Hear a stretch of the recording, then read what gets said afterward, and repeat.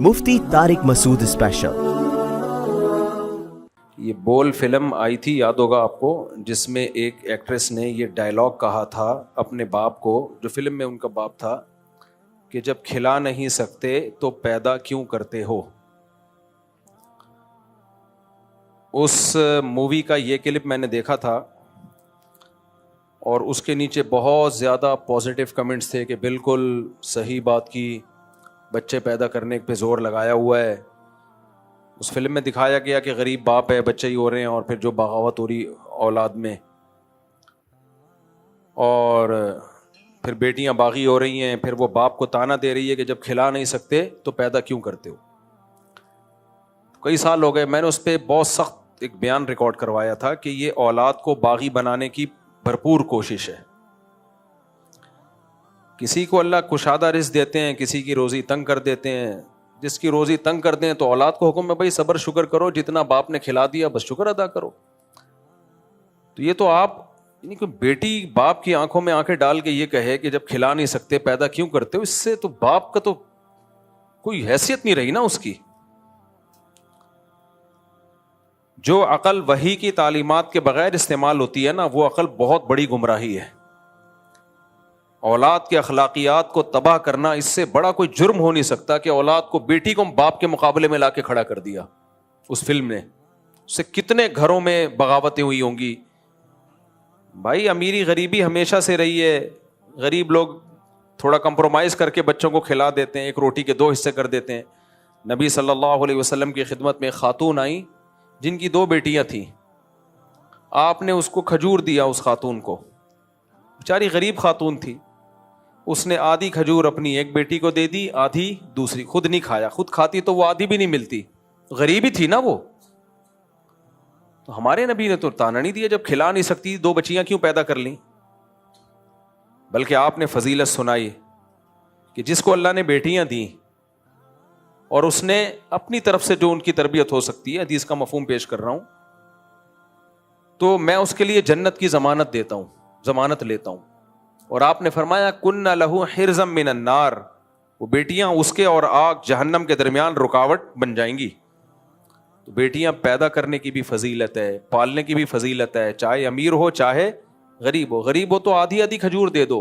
ये डॉक्टरों का मसला है कि इतने प्रोटीन चाहिए, इतने ग्लूकोज चाहिए, ये डॉक्टरों के मसाइल हैं। करो डॉक्टरों की हिदायत पर अमल। अगर पैसे हैं, पैसे नहीं है तो अल्लाह के कानून डॉक्टरों के मोहताज नहीं है। हमने ऐसे लोगों को देखा है, कुछ भी नहीं है, 100-100 साल जीते हैं।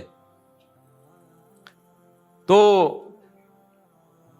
अब हमें शरीयत तो ये सिखाती है भाई, कुछ अमीर होंगे कुछ गरीब होंगे, नस्ल इस बेस पे रोकने की इजाजत नहीं है कि आपके पास पैसे नहीं है। नहनु नर्ज़ुकुकुम वइय्याहुम, अल्लाह कह रहा है मैं खिलाऊंगा, रोजी दूंगा, किसी को ज्यादा किसी को कम, वो मेरी मर्जी है, वो मेरे पे छोड़ दो। बच्चा पैदा होता ही माँ की छातियों में दूध आता है। अल्लाह बताता है कि भाई मैं गाफिल नहीं हूं, निजाम है मेरा एक। तो मैंने इस पे बयान किया था और मैंने कहा कि उस एक्ट्रेस ने बहुत बड़ा जुर्म किया है, ये बहुत गलत अल्फाज है। अच्छा, नीचे कमेंट्स क्या हैं? गैर मुस्लिमों के कमेंट्स हैं कि ये फिल्म मुसलमानों को देखनी चाहिए, यानी उनका ख्याल है कि मुसलमान खिसक गए हैं। हकीकत पता है क्या? गैर मुस्लिमों ने अपनी आखिरत तो तबाह की, दुनिया भी खराब कर ली है। गैर मुस्लिमों का जो नज़रिया है ना कि औलाद जब होगी तो हमसे खाएगी, गुर्बत में इजाफा करेगी, इस नज़रिए का रिजल्ट देखना है जापान में और मगरिबी दुनिया में जाके देखो। इससे लोगों के दिल हो गए तंग। मुसलमान कहता है खिलाने वाला अल्लाह है, दिल बड़ा होता है उसका। गैर मुस्लिम काफिर अल्लाह के मुकाबले में अकल इस्तेमाल करता है, वो कहता है खिलाने वाला मैं हूं या गवर्नमेंट है। उसका नतीजा क्या निकला? करोड़पति लोगों के भी 1-1, 2-2 बच्चे हैं, करोड़पति। बल्कि जितना मालदार होगा उसके बच्चों का रेशो उतना ही कम होगा।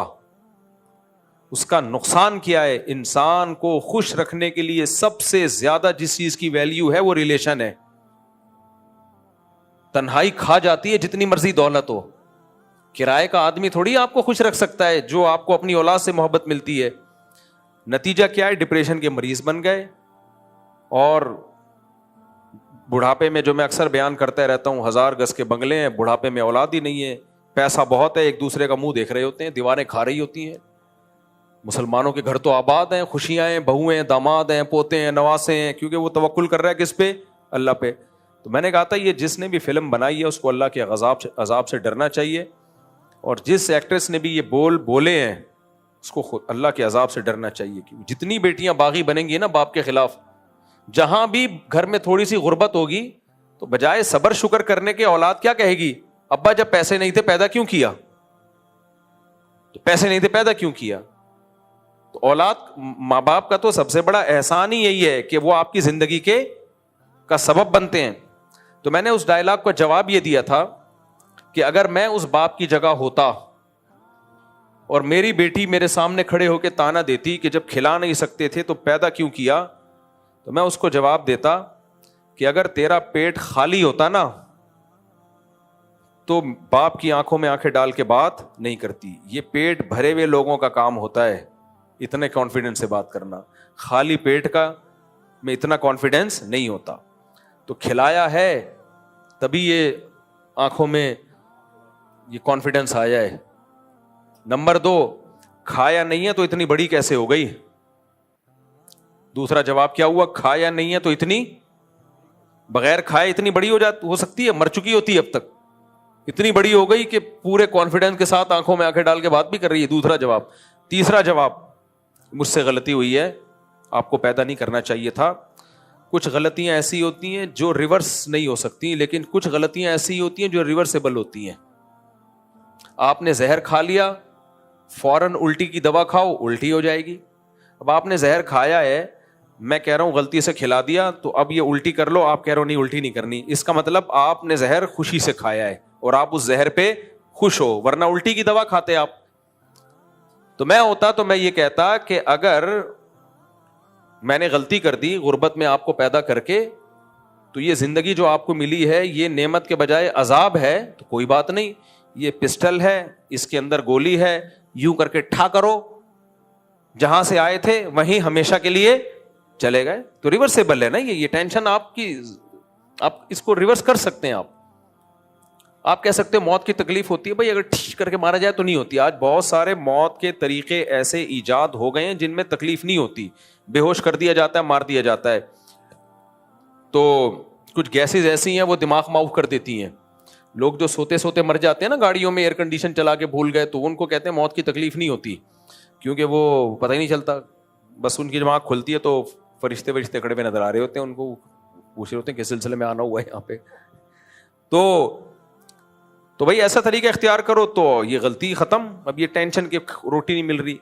لیکن اگر آپ یہ نہیں کر رہی, اپنے آپ کو گولی بھی نہیں مار رہی اور اپنے زہر بھی نہیں کھا رہی اور یہ گیس چیمبر میں جا کے بھی نہیں مر رہی, اس کا مطلب آپ زندگی کو نعمت سمجھ رہی ہو.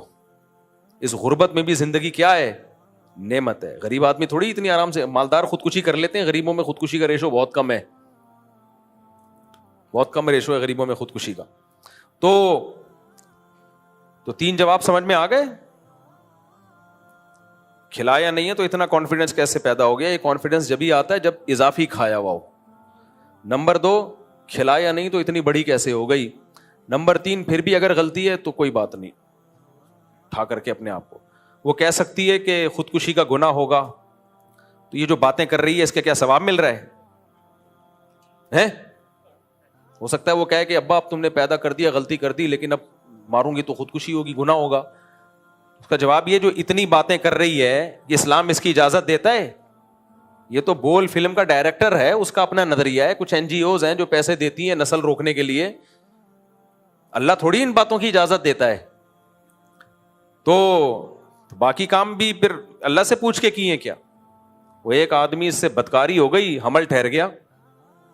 اب جب بچہ ہوا تو پکڑا گیا, لوگوں نے کہا کہ بھائی یہ بچہ کس کا ہے, عورت نے کہا فلاں کا. تو لوگ اس آدمی کے پاس گئے کہ کمبخت تو نے اگر زنا کرنا ہی تھا تو حمل تو روک لیتا نا, پریگننسی کیوں ہونے دی تو نے. تو کہتا ہے یار حمل روکنا مکروہ ہے, اسلام میں حمل روکنا مکروہ. تو کمبخت یہ جو تو نے کام کیا یہ, تو اگر وہ بچی کا ہے نا, لڑکی کا ہے کہ بھائی میں اب اس لیے ریورس نہیں کر رہی اس پروسیس کو کہ گولی ماروں گی تو میں خودکشی کا گناہ ہوگا, تو باقی جو باتیں کر رہی ہے اس کا گناہ نہیں ہوگا کیا تجھے, جو باپ کو یہ تانے دے رہی ہے. تو میں جو آپ کو یہ پورا واقعہ سنا رہا ہوں, وہ بول فلم کی جو بھی ایکٹریس تھی اس کا چند دن پہلے میرے پاس فون آیا, بہت لوگوں سے فون, اس کی اجازت سے میں اس کی پرسنل چیز شیئر کر رہا ہوں.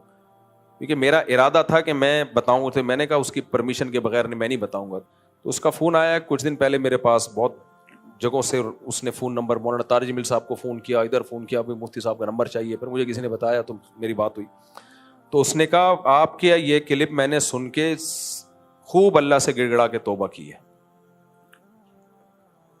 اور آپ کو بھی میں بتا اس لیے رہی ہوں کہ واقعی وہ میرے منہ سے غلط بات نکلی تھی, جس پر مجھے میری ماں نے بھی نصیحت کی, ان کی والدہ سے بھی میری بات ہوئی. اور پھر اس نے کہا کہ اصل غلطی اس کی ہے جس نے یہ فلم لکھی ہے. اور پھر اس نے بتایا کہ یہ NGOs ہیں جو کچھ اس طرح کی موویز بناتی ہوتی ہیں, اسپانسر کرتی ہیں تاکہ سوسائٹی میں یہ چیز پروموٹ ہو. تو اچھی بات ہے ایک اداکارہ کو اپنی غلطی کا. مجھے تو اس بات کی خوشی ہوئی کہ مسلمان جیسا بھی ہو بہرحال اس کے سینے میں دل ہوتا ہے کہیں نہ کوئی. قرآن کہتا ہے نا وَذَكِّرْ فَإِنَّ الذِّكْرَىٰ تَنفَعُ الْمُؤْمِنِينَ, اے نبی آپ نصیحت کرتے رہیں, نصیحت مومن کو بہرحال فائدہ پہنچاتی ہے. تو ایک اداکارہ ہو کے بھی اس کے دل میں ایک نرمی پیدا ہو گئی کہ بھائی واقعی یہ مجھ سے غلطی ہوئی ہے. تو یہ جملہ اس سے بیٹیاں, غلطی کیا ہوئی ہے, بیٹیاں باغی ہوں گی باپ کے خلاف. پھر اس نے بہرحال یہ کہا کہ میں نے مفتی صاحب توبہ کی ہے اور آپ کو میں بتانا چاہتا کہ میرے دل کا بوجھ ہلکا ہو. تو اصل غلطی تو بہرحال اسی کی ہے جو اس طرح کی فلمیں لکھتے ہیں.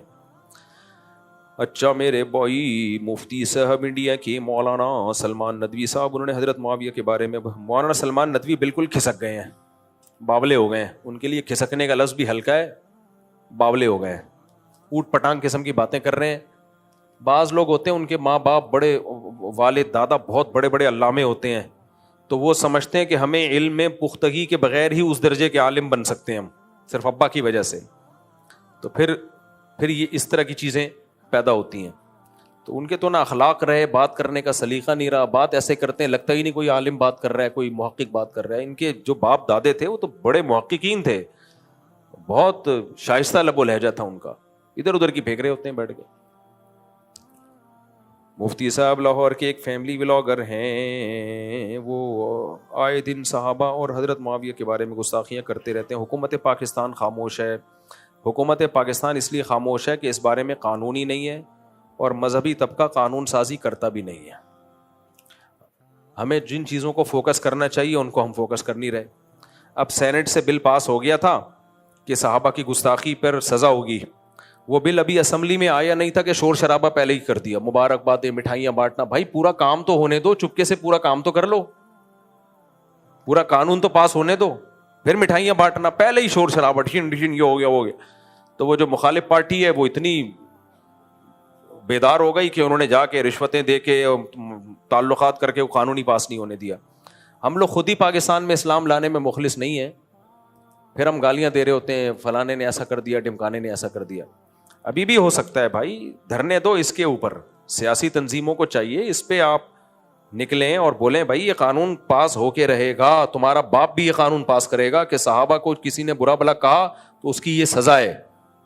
جب تک لا نہیں ہوگا مضبوط تو تھوڑی کچھ ہو سکتا ہے. قانون کی ایک بڑی حیثیت ہوتی ہے.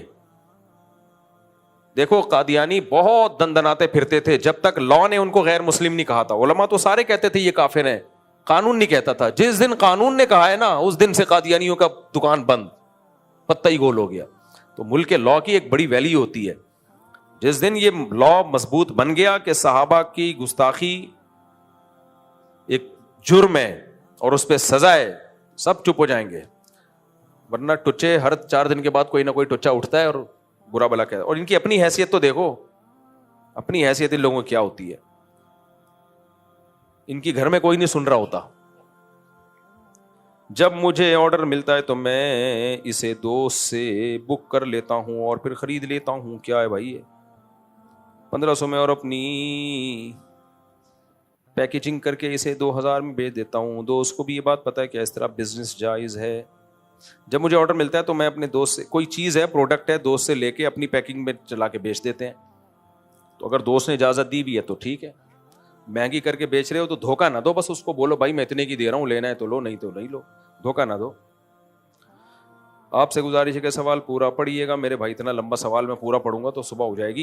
یہ طلاق کا مسئلہ معلوم ہو رہا ہے تو یہ استفتاء آپ اس میں اپنا فون نمبر لکھیں اور ادھر جمع کرا دیں دارالفتہ میں, ہمارے یہاں اس کا تحریری جواب لکھ دوں گا میں انشاءاللہ. مفتی صاحب میرے والدین حیات نہیں, آہستہ پڑھنا ہے میرے, ہو شکر ہے یہاں تک تو سب کو پتہ ہے, آگے مسئلہ ہو رہا ہے, یہ بھی آہستہ ہی ہے. میرے بھائی نے جگہ بات طے کر دی ہے, مگر میں ان کو ڈر محسوس شادی کرنے جاؤں. میں جاب, اچھا خاتون نے پوچھا ہے, اچھا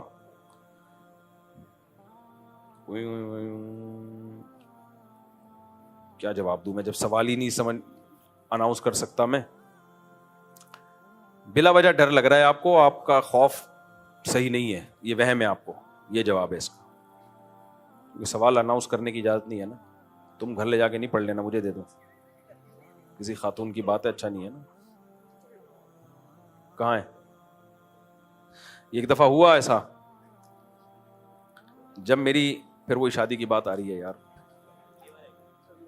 جب ایک دفعہ کا ذکر ہے, میں رشتے تلاش کر رہا تھا, تو لوگ خود بھی رشتے پیش کر دیتے تھے. بعض دفعہ کسی نے اپنی بیٹی کا رشتہ پیش کر دیا, کسی نے اپنی سسٹر کا, بھئی یہ مسئلہ ہے. تو ایسے ہی میں بیٹھا ہوا, بیان کے بعد ایک پرچی کسی نے دی, وہ جو بندہ بیٹھا ہوتا ہے نا پرچیاں لینے والا, اس نے پڑھ لی. غلط کیا, حالانکہ نہیں پڑھنی چاہیے, اور گھر لے گیا. مجھے پتہ بھی نہیں چلا. بعد میں کسی نے بتایا مفتی صاحب ایک پرچی غائب ہوئی ہے, آئی تھی اور کوئی گھر لے گیا. مجھے بڑا غصہ آیا یار, کسی کا راز ہو کچھ ہو. میں نے تفتیش کر کے پرچی نکلوائی, پتہ چلا کسی صاحب نے اپنی سسٹر کے رشتے کے بارے میں بات کی ہوئی تھی مجھ سے. خیر وہ نہیں ہوا, کوئی وہ نہیں تھا, وہ میرا ان سے رابطہ ہو گیا. لیکن کتنی بڑی خیانت ہے یار, کیا آپ چھپڑ میں لے جا رہے ہو. ان کا ارادہ یہ تھا میں خود ٹرائی مارتا ہوں. تو اس کے بعد سے میں بڑا ہوشیار ہو گیا, میں نے کہا بھائی یہ نہیں ہونا چاہیے. ایک اور دفعہ ہمارے حضرت نا خط پڑھ رہے تھے, تو بعض دفعہ طلبہ ہوتے تھے جا کے بیٹھ جاتے تو خط پہ نظر بھی پڑتی جاتی تھی ان کی. اب وہ خط تو کسی کے کوئی راز کی بات ہو سکتی ہے. تو حضرت نے ایک واقعہ سنایا کہ ایک آدمی کسی کو خط لکھ رہا تھا, دوسرا کوئی کمبخت بیٹھا ہوا نا چپ کے پڑھ رہا ہے, اور ایسے بنا ہوا ہے جیسے پتہ نہ چلے, جیسے ہوتا ہے نا پرائیویسی میں لوگوں کا کام ہوتا ہے دخل اندازی. تو یہ خط لکھ رہا ہے, وہ چپ کے پڑھ رہا ہے. تو اس نے خط میں اپنے دوست کو لکھا کہ ایک بے غیرت آدمی مسلسل میرا خط پڑھ رہا ہے, اس لیے میں فی الحال یہی خط بند کر رہا ہوں. ایک بے غیرت ہے جو مسلسل میرا خط پڑھ رہا ہے, اس لیے میں مزید پھر کسی اور وقت میں تفصیل سے لکھوں گا. ایسے بے غیرتوں کا یہی علاج ہے. آپ نہیں ہو ایسے, میں ویسے ہی. اسلام میں دوست کے کیا حقوق ہیں؟ جو بھی آپ کے ساتھ اٹھنے بیٹھنے والا ہے, اسلام نے اس کے ساتھ اچھے سلوک کا حکم دیا ہے. لیکن ایک بات یاد رکھو, یہ جو ٹین ایجر لڑکے ہوتے ہیں ان کی دوستیوں میں خطرہ زیادہ ہوتا ہے, فائدے کم ہوتے ہیں. اس لیے اس عمر میں گہری دوستیاں مت لگاؤ, اور کسی ایک سے دوستی نہیں لگاؤ کہ یہ میرا جگری دوست ہے, یہ میرا نا. آپ کے 4-6 جگری دوست ہونے چاہیے, اور ہمیشہ ان 2-4 کے ساتھ ہی کہیں بھی گیدرنگ ہو, وہ 2-4 کے ساتھ. 2 کی دوستی صحیح نہیں ہوتی, سمجھ رہے ہو؟ تو ماں باپ کو بھی چاہیے نظر رکھیں کہ اگر 2 لڑکے دوست بنے ہوئے چپک کے, نماز بھی ساتھ پڑھ رہے ہیں, کھانا بھی ساتھ کھا رہے ہیں, تو اس میں خطرات زیادہ ہیں. تو اس لیے 2 کی دوستی بڑے ہمیشہ منع کرتے ہیں, 2 کی چپک کے دوستی نہیں ہونی چاہیے. تو آج کل فساد کا دور ہے, تو خطرات کا امکان زیادہ ہے. پھر شیطان اس دوستی کو کچھ اور رنگ دے دیتا ہے, پھر اس کے حقوق آ جاتے ہیں کچھ. اس لیے پھر پڑھائیوں میں بہت نقصان ہوتا ہے, کسی کام کا نہیں رہتا آدمی. تو ہمارے مدرسے میں تو بہت سخت دوستیوں پہ پابندیاں تھیں. حضرت فرماتے تھے سب کے ساتھ اچھا سلوک رکھو, جو آپ کے کلاس فیلو ہیں سب کے ساتھ برابر سلوک, کسی کے ساتھ بد کلامی نہیں, بدتمیزی نہیں, بس اس سے زیادہ دوستی کی اجازت نہیں ہے. ایک دفعہ ایک طالب علم باہر گیا, دکان والا تھا, اس کے ساتھ کھڑے ہو کے گپے مارنے لگا آؤ بھائی, اور جیسے فرض کرو ان کا نام ستار بھائی تھا, اور ستار بھائی.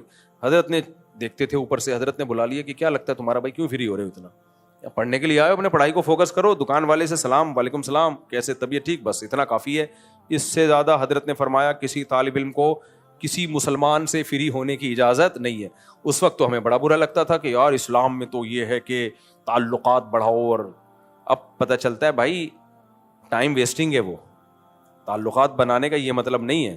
تو جو ٹین ایجر لڑکے لڑکیاں ہوتی ہیں ان کو زیادہ دوستیوں کو فوکس نہیں کرنا چاہیے, تو سب سے مساویانہ سلوک ہو, بس سب دوست ہیں, 3-4 ہوں بس, وہ پوری ایک گیدرنگ ہو اچھے لڑکوں کی, ایسا نہ ہو کہ چرسیوں سے لگا لیں 5-6 ہیں جی چرسی ہیں, تو نیک ہو ان سے 4-5, ایک نیک بھی ہونا تو اس سے بھی جگری دوستی نہیں, کافی ہو گیا میرا خیال ہے. اللہ تعالیٰ سمجھنے کی عمل کی, یہ بھی ہے, یہ ہو گیا. اللہ سمجھنے عمل کی توفیق عطا